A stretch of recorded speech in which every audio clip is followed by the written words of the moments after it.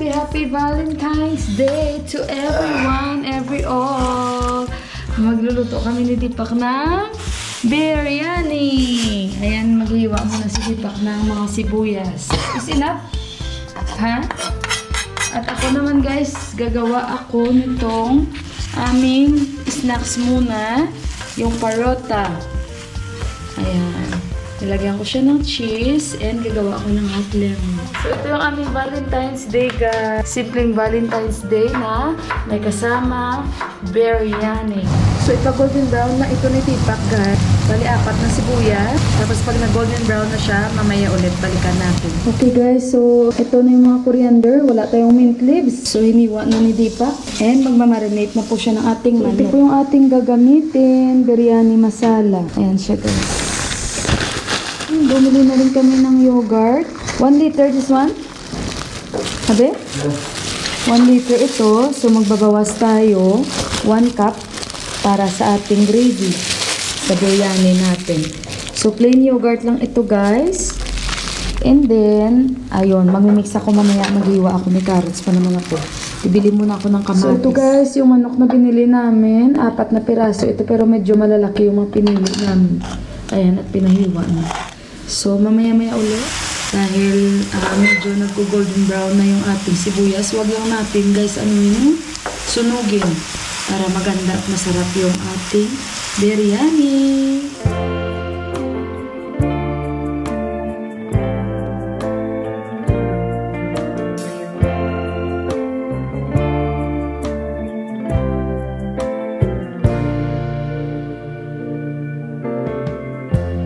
Lighten up, take me on your magic river.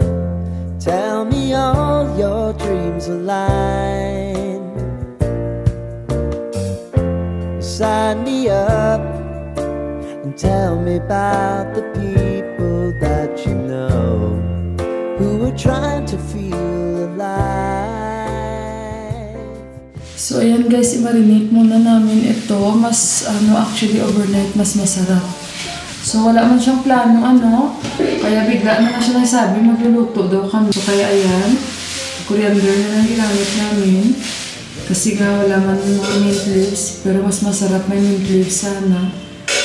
Mix sa coriander na, na dahon guys. So, ako naman, ito na nga guys, tinitira ko na nga yung carrots and maghihiwa na ako ng sibuyas para sa ating biryani na gravy. So, ayan guys, hiwain natin tong sibuyas. So, sabi ko, Deepak, idamihan niya na yung rice kasi bukas Saturday. Para at least bukas we have our food also. Tapusin muna natin to ang luto-luto. Masarap sana kung may mint leaves tayo guys kasi kaka-add ng aroma o bango ba. Pero okay lang kasi may coriander man tayo. So, ilipat ko lang. And kamatis na lang yung kulang natin. After nito, yung cucumber. Kamatis na lang. Kami lang, guys. Kasi ito yung special namin sa Valentine's Day. Hindi ko na ito balatan, guys, ha? Okay na yung ganun. Kinuha ko lang parang gas. So, ito na yung para sa ating gravy sa biryani. Okay, guys. Magmimix tayo. So, guys, meron tayong 1 cup na yogurt. According ito sa napanood ko. 1 cup na yogurt, 1 teaspoon na onion. Dagdagan lang natin, tansyahin ko lang. And then, cucumber. Kasi maglalagay pa tayo ng tubig. Then, yung carrots. And then, coriander. Ayan. Tapos, maglagay tayo ng tubig. Mix muna natin. Ganyan. Lagyan muna natin ng tubig at asin. Yung iba guys, marami sila malagay ng tubig. Tsura pa lang yung parang ang sarap. Lagyan natin ng asin. Lagyan natin ng konting salt. Okay na siya. Ayan. May sauce na tayo sa ating biryani. So, bali guys, takpan ko lang siya ng cling wrap. Hindi ko na siya i-anuhin guys. I-ref kasi malamig naman na. Few minutes later.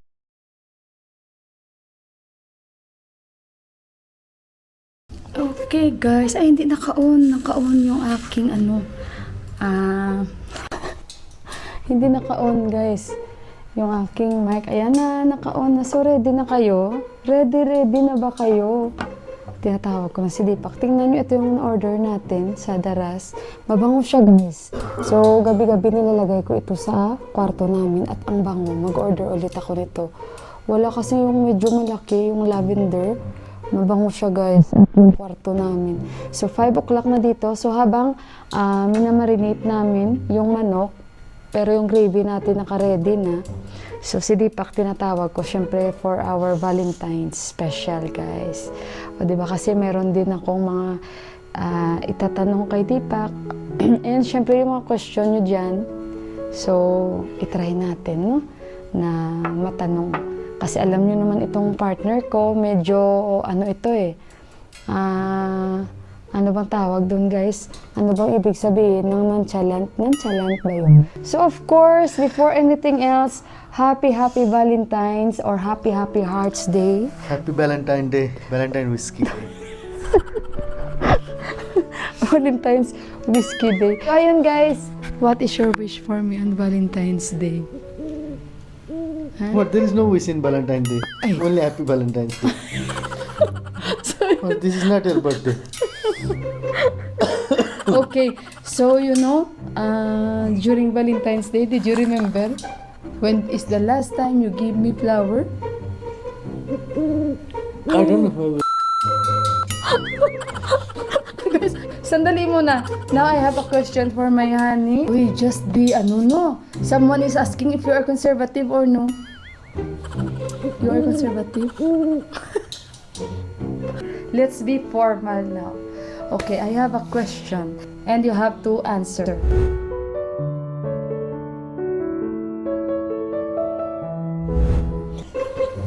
Ay, natawa na. Exam? Look the rose. So what is this now? Exam? Ha. Now see. What was the question?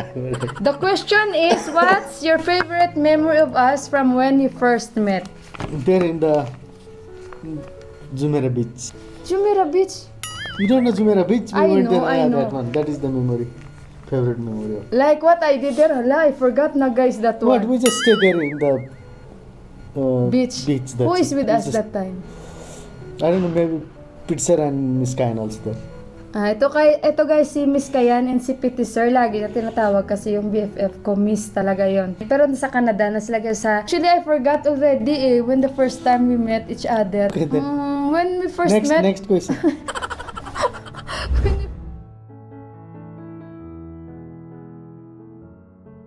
Maybe Manang your place in Nepal.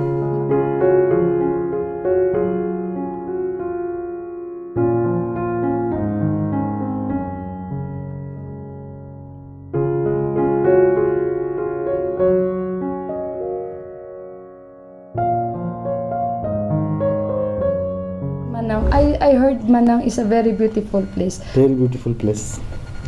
Huh? Very beautiful. Very beautiful place. For me, I think Scotland. Okay. Scotland. So what's the one thing about our relationship that always makes you smile? Not one thing, everything makes me smile. Okay, for me also, everything. Embarrassing, not embarrassing for me, for you. We were dating, we were just talking, and one lady, she came and she's asking, are you in Indonesia?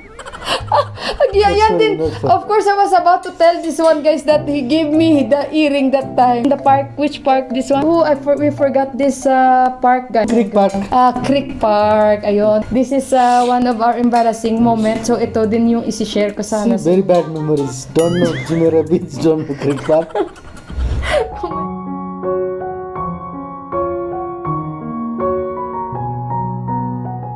course, there, no, Destiny's Child. Oh, yung brown eyes, guys. Because that Kanta. was our ringtone, no, that all the time. You know what? I buy mobile, no, because we cannot talk.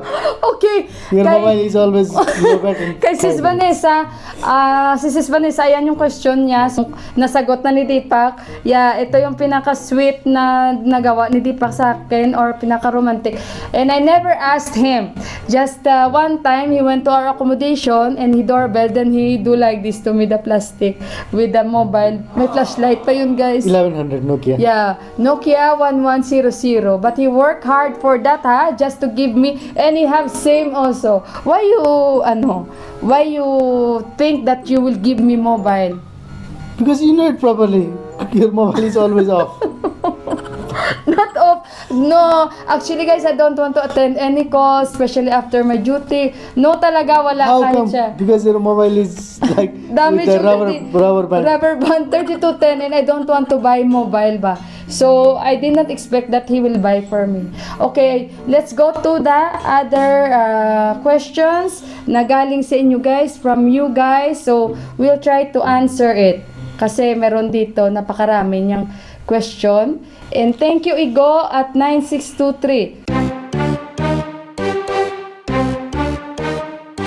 Lights on. Before kasi nung buhay pa my mom when she was alive, I used to tell her I will get married foreigner. Then after that, when she found out that I'm marrying Nepali, she's telling me, you are telling me that you're going to marry a foreigner. I said, Deepak is a foreigner. He is speaking English, mama. What she's thinking when you say foreigner is like white people. The eyes is blue, the hair is blonde. So that is what she's trying to point out me that time. And then after that, I told her, why Deepak is brown eyes and he's speaking English also. Only his hair is, Bald. is bald. Kalbo. Panot. But my mom, guys, really like.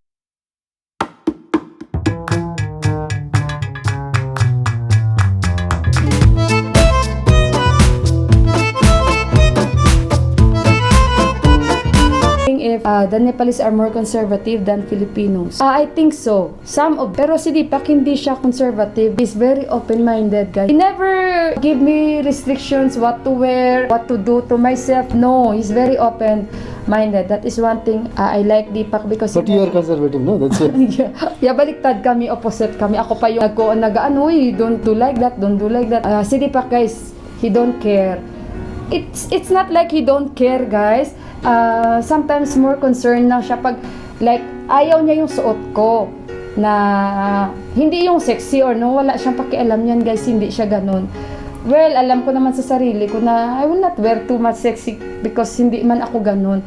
But he is not the kind of person na pagbabawalan niya ko, he will give me warning or do na, oy, don't do this one, not good for you, I don't like that. Hindi siya ganun. No, he's not like that. But in their culture, guys, some of them conservative talaga sila, guys. But really, you love at first sight to me or no? Yes.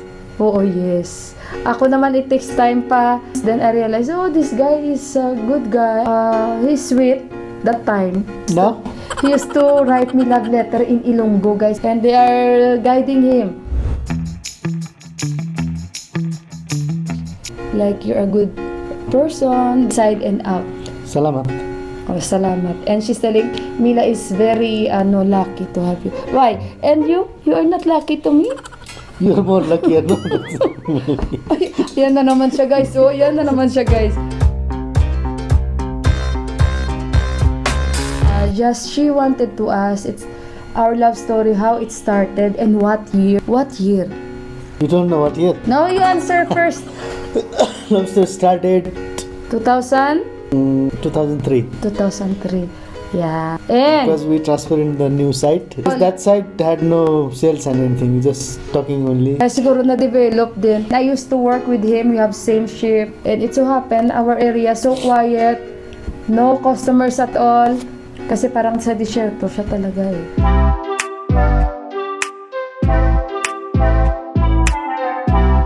Me, of course. Yeah, si Deepak. Then I said, I love you, yeah? I don't After. remember. Because you do not tell. So, ayun guys, natapos din. And parating na si Yuhan. So, again, my loves, happy Valentine's Day. Happy Valentine's May God Day. bless us. God And bless. of course, yung blessings namin na dumating si Yuhan. Ayan, at parating na si Yuhan. So, ayun guys, thank you my loves. You can, you can go na with your... Bye-bye. So, ayun guys, no? And meron ding nag-comment sa nag-brown out, guys! Ayan, guys. Wala na battery yung isa kong camera. Happy Valentine's Day, Timila from Evilly 235.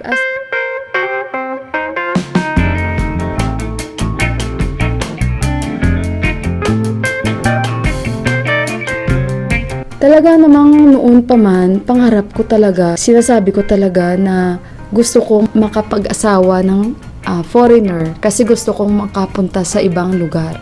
Yan talaga ang gusto ko kahit sa mama ko, sinasabi ko yan. Kahit ang mama ko, alam niya yan. So siguro ito talaga yung destiny ko and hindi man ako makapagsabi na kung hindi ko man naasawa si Deepak, baka Filipino ang napangasawa ko kasi hindi man ako ligawin, di ba? At saka siguro wala talaga yung destiny ko na makapag-asawa ako ng Filipino. Siguro talagang ibang lahi yung ko guys, destiny ko. And then, yung second, paano ka po nakapag-adjust sa kultura nila? Isa din sa nakatulong kung paano ako naka-adjust sa kultura nila, yung every year, dinadala talaga ako ni Deepak dito. Nung wala pa kaming anak, kahit mag-girlfriend pa lang kami. So, dinadala talaga ako ni Deepak. And sa totoo lang guys, hindi ko alam or wala akong alam sa Nepal na lugar and sa religion nila. At kahit kami pa naman ni Deepak, boyfriend at girlfriend, hindi po ako nagre-research about sa Nepal. Mas yung mama ko pa nga nagre-research compare sa akin. So, later on na lang, lahat, ko nakikilala nung si Deepak na mismo yung nag-i-introduce sa akin about sa culture nila, sa buhay dito. Siya lahat yan guys, nagpakilala sa akin. So, isa yan sa nakatulong sa akin yung pagpunta-punta ko dito dahil nakikilala ko po yung kultura nila dito. So, malaking bagay po ang pagpunta-punta ko dito or magbisita muna bago ka mag-for good or mag-settle or magpakasal. Dahil syempre, pag nagbisita-bisita muna kayo, talagang magkakaroon kayo ng chance na makilala nyo kung ano ba buhay meron dito and especially yung family niya. Okay guys, so kasi yung yung truck ng aming septic tank siguro. But ayun, may tanong sa bukas sila daw pupunta. Kasi guys, puno na yung dalawa naming septic tank, so kailangan na. So from Ate Marilu Abangan, Mila, paano mo naramdaman na si Deepak na ang makakasama mo hanggang sa huling tibok ng puso mo? Sis. Ate Marilu Abangan, kasi 5 taon na po kami. Even ako na nga nag-iisip that time na bakit hindi pa kami nagpapakasal. Ganon. Kaya parang tanggap ko na talaga at ko na talaga na siya na. Kasi talagang syempre alam ko na mahal ko talaga siya from the bottom of my heart and nakikita ko talaga na mabait po siyang tao and very responsible po siya. Ramdam mo ba na mahal ka ni Deepak at di nagbago ang pag-ibig niya sa'yo? Yes, ate. I swear from my heart. Yes po, ate. And nagpapasalamat ako lagi kay Lord. Paano niya ito naipapadama sa'yo? Ni minsan ba di mo naramdaman na nagbago ang pagtingin sa'yo ni Deepak? Lalo kanyang minahal, lalo po niya ako minahal, lalong-lalo na po may nagkaroon po kami ng anak, lalo po siyang naging responsable, and yun lang pinaka-the best sa kanya. Yung may panindigan talaga siya lagi sa relasyon namin and sa kanyang responsibilidad bilang isang ama ni Yuhan at bilang isang asawa kahit pa naman nasa UAE kami. And then, yung ni minsan ba di mo naramdaman na nagbago ang pagtingin sa iyo ni Deepak o lalo kanya minahal dahil may isang Yuhan na ang nagbibigay sa inyong pagmamahal? Yes, no, nung after na nagkaroon kami ng anak, lalong parang naging strong yung relasyon namin Basta mas lalong gumrabe, mas lalo yung pagmamahal niya, lalong tumibay yung pagsasama namin. Basta lalong grabe, mas gumrabe yung pagmamahal niya sa amin ba. Ay, bahala ka nang umintindi, parang pare-pareho question ko. Ate Marilo Bangan. Ay, Diyos ko talaga si ate. Tawa ko talaga sa kanya. So, ayun guys, At diretsahan na lahat-lahat ito. Wala nang paligoy-ligoy pa. So, si Deepak na rin mismo yung sumasagot sa mga tanong ko dire-diretso. Prangka. At syempre, minsan, din tayo, kumagatawa lang tayo, and wag natin masyadong seryosoin ang mga bagay-bagay dahil dadami po yung wrinkles natin. So ayun guys, at maya konti, at dahil nga wala pa rin yung anak namin, and yung minamarinate natin yung manok, dahil papakita ko sa inyo. Basta importante nakagawa na ako ng gravy. Actually, itong biryani, hindi lang ito first time na gumawa po kami. May mga vlogs na po ako. Yan yung aming kwento, and I hope nasagot ko yung mga question ninyo. Pasensya na kayo dahil may ubo si Deepak. Pero ganyan talaga si Deepak, what you see is what you get. So kung ano yung mga sinasagot niya, from the talaga yun, from the heart. And yan siya, totoong tao. Wala yung halong plastikan, guys. So, ayun. At balikan ko kayo mamaya-maya. Mag-charge muna ako. Ubos na yung isa kong battery. So, ito na guys yung bigas. 5 cups ito. Ito ay basmati rice. So, 5 cups. So, ayan na guys. How many cups of water? 12. 12 cups of water. And then ghee, cinnamon, cardamom, and laurel. 3 piraso. Tapos, galing ako sa labas. Bumili ako ng pang-salad namin. So, ito na marinate ni Dip. Wala tayong mint leaves.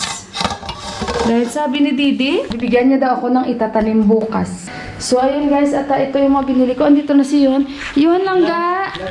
Happy Valentine's Day pa lang ga. Happy Valentine's Day. Hindi pa yan siya guys nakabihis. Guys, gutom kasi siya. So, ginawan ko muna siya ng guys. Black cardamom. Parang cheese manakish. Black Ay, cardamom. black cardamom. Oo. Black cardamom. So, ito yung binili ko guys, salad. Hiwain ko ito kasi masarap yung cucumber niya. Kaya napabili tayo ulit. And konting kamatis. Dahil lalagyan ko yung mga kamatis. And siguro 2 kamatis lang. So, ito na guys yung vegetable salad. At least meron na tayo. Ay, bigaon na natin. So, itabi natin sa sauce. Lagyan ko ito ng tomato. So, ayan na guys. Nilagay na ni Deepak yung rice daw. So, ayan natin. Ganda ng aming kasirola. Very nice. It will not close properly. Kasi I think kailangan namin palitan yung takip nito. Ayan. Ito fit siya. Ayan. Okay na yan. Kasi yung para lang talaga to sa amin hanggang bukas. Ayan guys. Nilagyan ko siya ng kamatis.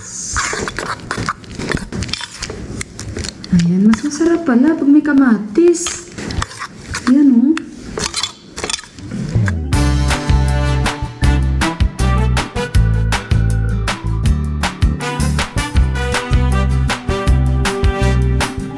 So ayan guys, bali ang mangyayari is half cook lang guys ha. Half cook lang yan siya. Tapos i-drain yan, hindi pa ko yung So antayin lang natin yung rice.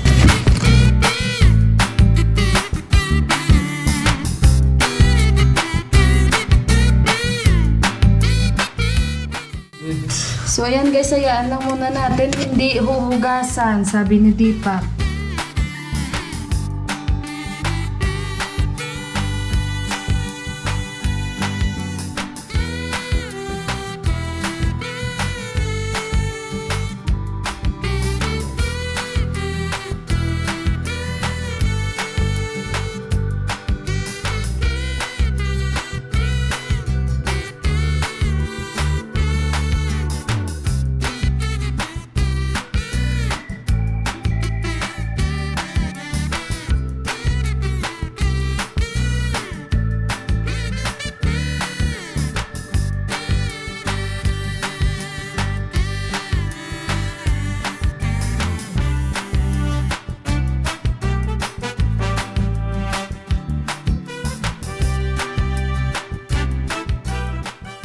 So, naamoy ko na guys, hayaan lang muna natin.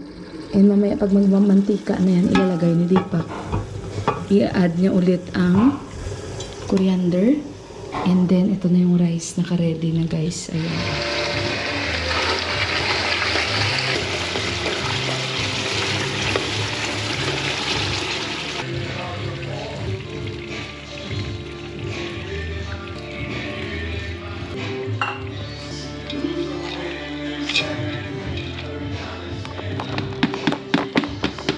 Ito na yung rice.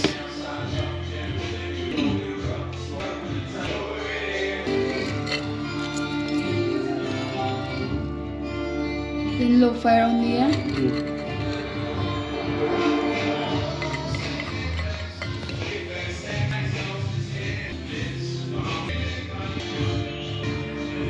And low fire. So how many minutes this one there? 10 minutes. So guys, luto na yung ating biryani. Mabilis lang yan siya maluto dahil lahat half cook, yung chicken and yung rice. So kakain na tayo. Thank you and happy Valentine's Day.